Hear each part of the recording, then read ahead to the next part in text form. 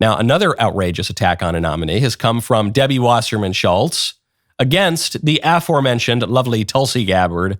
Here's what the former head of the DNC, Debbie Wasserman Schultz, has to say about Tulsi. Tulsi Gabbard is someone who has met with war criminals, violated the Department of State's guidance, and secretly, clandestinely went to Syria and met with Assad, who gassed and attacked his own people with chemical weapons. She's considered to be essentially, by most assessments, a Russian asset, and would be the most. Is that how you dangerous... consider her? Is that what you consider her? Oh, yes. There's no question. I consider her someone who is likely a Russian asset, who would be as the DNI responsible for managing our entire intelligence community, hold all of our most significant intelligence information and secrets, and essentially would be a direct line to our enemies. She's considered by most assessments to be a Russian asset? What assessments are you looking at, honey?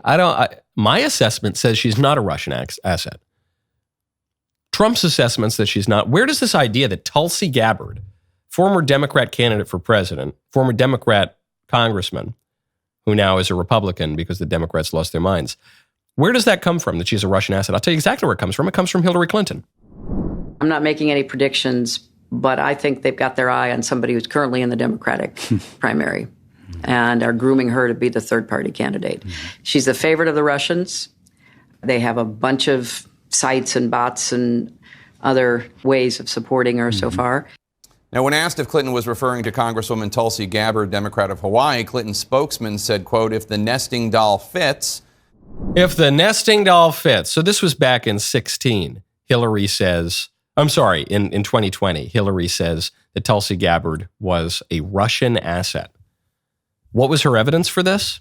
That she doesn't want America to just be endlessly bombing the Middle East. That was it. Tulsi, who served in the military, thinks that maybe we need to pull back on the Wilsonian foreign policy just a touch.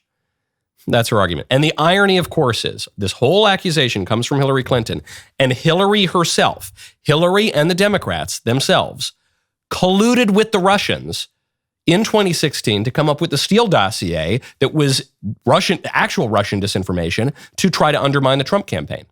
So I just don't want to hear about it. The Democrats who giddily supported the Soviet Union for much of the 20th century, the Democrats, these liberal leftist Democrats for whom the Russians could do no wrong, Hillary Clinton, who wanted to set a reset button with the Russians, Hillary, who then colluded with the Russians to try to undermine Trump, she now wants to say that a perfectly admirable Democrat member of Congress turned Republican advisor is a tool of the Russians. Give me a break. I don't want to hear about it. Somebody with a little bit more credibility needs to make that accusation before I even want to entertain it.